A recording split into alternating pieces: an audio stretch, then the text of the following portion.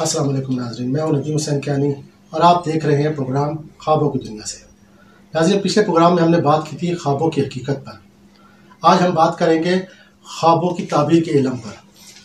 ناظرین، ویسے تو ہر علم کا کوئی نہ کوئی موجد ہوتا ہے جس نے وہ دنیا میں جس نے اس علم کا رواج رکھا ہو۔ ویسے تو در حقیقت جتنے بھی علوم ہیں ان سب کو موجد اللہ تعالیٰ ہے، لیکن اس دنیا میں علم کا موجد اس کو قرار دیا جاتا ہے جس نے اس کی بنیاد رکھی اس علم کی۔ جیسے ارسطو تھے، ارسطو منطق کے حوالے سے علم منطق میں ارسطو کا نام مانا جاتا ہے، اور اس نے جو اصول اور اصطلاحات اور ٹرمنالوجی اس علم میں استعمال کی، آج اتنے عرصے کے باوجود اس علم میں تحقیق اور وسعت کے باوجود وہی ٹرمنالوجیز اور اصطلاحات آج بھی استعمال ہو رہی ہیں۔ اسی طرح اگر آپ کیمسٹری دیکھ لیں، بایولوجی دیکھ لیں، میتھمیٹک دیکھ لیں، یا جو بھی علم دیکھ لیں، اس کے موجد نے، ایجاد کرنے والے نے جو اس کے اصول اور قواعد و ضابط رکھے تھے، آج بھی انہی طریقے سے اس کو استعمال کیا جا رہا ہے۔ اگر ہم خوابوں کی تعبیر کے متعلق بات کریں تو اس علم کے موجد کو ہم، یہ جو علم ہے اس کا موجد حضرت یوسف علیہ السلام مانے جاتے ہیں۔ حضرت یوسف علیہ السلام کو اللہ تعالیٰ نے اس کا علم عطا فرمایا، اور جو اصول اور ضابط اور جو ٹرمنالوجیز اس وقت انہوں نے استعمال کی، آج تک وہی استعمال ہو رہی ہیں۔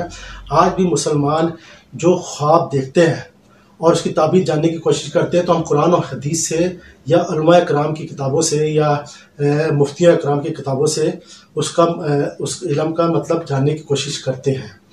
یہ تو ہم مسلمانوں کی بات کر رہے ہیں۔ جیسے اگر دیکھا جائے تو بہت سے علماء کرام نے اس پہ کتابیں لکھی ہیں، لیکن ایک بہت مشہور کتاب علم الرؤیا جو کہ حضرت ابن سیری رحمۃ اللہ علیہ نے لکھی۔ حضرت ابن سیری رحمۃ اللہ کے متعلق میں آپ کو بتاتا جاؤں کہ یہ حضرت انس رضی اللہ تعالیٰ عنہ کے کاتب تھے، اور یہ ایک طرح کے ان کے سیکرٹری تھے، اور انہوں نے اپنی ساری زندگی اسلام اور علم کے خاطر وقف کر دی تھی۔ یہ بہت بڑے عالم تھے، ان کی کتاب بہت مشہور ہے جو کہ بہت ساری زبانوں میں جس کا ترجمہ کیا گیا ہے، اور اردو زبان میں بھی اس کا ترجمہ ہے، اور اس سے لوگ تعبیر اخذ کرتے ہیں۔ لیکن اگر ہم نان مسلم کی بات کریں تو نان مسلم نے بھی اس میں بہت کچھ کیا، ان کے ادیبوں نے، ان کے لکھاریوں نے بھی اس پہ بہت ساری کتابیں لکھی ہیں۔ لیکن اگر ایک کوئی کتاب ان کی مشہور ہوئی ہے تو وہ ایک سگمنڈ فرائڈ کی کتاب خوابوں کے متعلق کافی مشہور ہوئی ہے۔ سگمنڈ فرائڈ کے متعلق اگر میں بات کروں تو یہ 1856 کے ایک بہت بڑے نفسیات دان تھے، اور انہوں نے بھی خوابوں پہ کتاب لکھی، لیکن ان کی کتاب جو ہے وہ تحقیق پر مبنی ہے۔ ہم جو دیکھتے ہیں ہم قرآن اور حدیث سے نتیجہ اخذ کرتے ہیں، لیکن یہ جو ہے یہ تحقیق پر انہوں نے اپنی کتاب لکھی۔ کیسے کہ ان کے پاس جو مریض آتے تھے، یہ اپنے مریضوں کو کا نام، اور اگر وہ کوئی خواب بتاتے تھے وہ لکھ لیتے تھے، اور وہ جیسے 100 مریضوں نے بتایا کہ جی میں نے خواب میں فلاں چیز دیکھی، اس کے بعد ان کی زندگی کا تجزیہ کرتے تھے اور دیکھتے تھے کہ جی ان کی زندگی میں کیا تبدیلی ہوئی یا کیا چیز اس کا اثرات ہوئے۔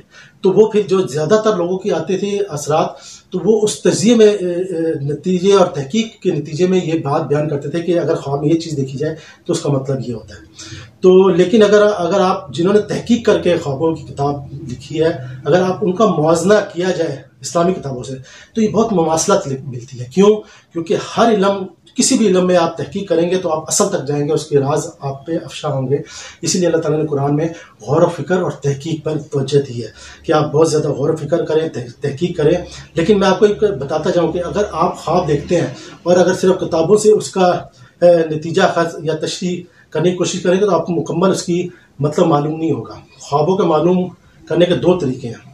ایک تو ہم نے کتابوں سے اس کی اصطلاحات یا ٹرمینالوجیز دیکھی کہ جی چاند دیکھیں تو اس کا کیا تھا، سورج دیکھیں اس کا کیا مطلب ہوتا ہے، لیکن یہ ضروری نہیں کہ آپ کو 100% پرسنالٹی بھی کاؤنٹ ہوتی ہے۔ بندے کا اپنا کردار ہوتا ہے، اپنی نفسیات ہوتی ہے، اور معاملات ہوتے ہیں، یہ چیز بھی ہوتی ہے۔ ہم ایک گھر میں رہتے ہیں، بھائی بہن باپ بیٹا سارے، لیکن ہم ایک دوسرے کو مکمل طور پر نہیں جانتے کہ ہماری کردار کیا ہے، ہمارے نفسیات کیا ہے۔ تو اگر کوئی جانتا ہے تو بندہ خود جانتا ہے یا اس کا بنانے والا اللہ۔ اور یہ جو خواب ہوتا ہے یہ اللہ اور انسان کے درمیان کمیونیکیشن ہوتی ہے ایک طرح کی۔ تو اللہ تعالیٰ انسان کے اس کے معاملات اور اس کے کردار اور اس کی نفسیات دیکھ کر اس سے بات کرتے ہیں۔ تو یہ ایک طرح کی اصطلاحات کے ذریعے بات ہوتی ہے۔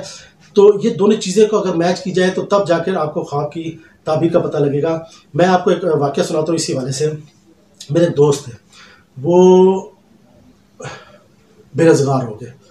ان کے پاس کچھ پیسہ تھا، انہوں نے 8-10 لاکھ تھا تو انہوں نے لا کے گھر میں رکھ دیا. تو وہ پیسہ آہستہ آہستہ ختم ہو رہا ہے. وہ نوکری کی تلاش میں لگے تھے، نوکری مل نہیں رہی تھی ان کو، بہت کوشش کر رہے تھے.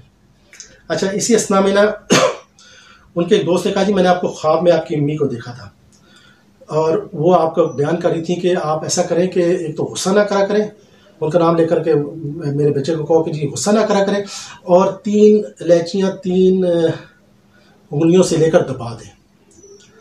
اچھا، وہ تو سمجھ گئے. اچھا، میں ایک اور بات بتا دوں کہ اگر آپ کو خواب آپ کو نہیں آ رہا، کسی کو آپ کا خواب آ رہا ہے اور آپ کو بیان ہو رہا ہے، تو اس کی بھی ایک وجہ ہے جو ہم آگے چل کر اس پہ بیان کریں گے کہ آپ کو خواب کیوں نہیں آ رہا ہے، کوئی آپ کو خواب کیوں بتا رہا ہے. تو اس کو خواب انہوں نے بتایا.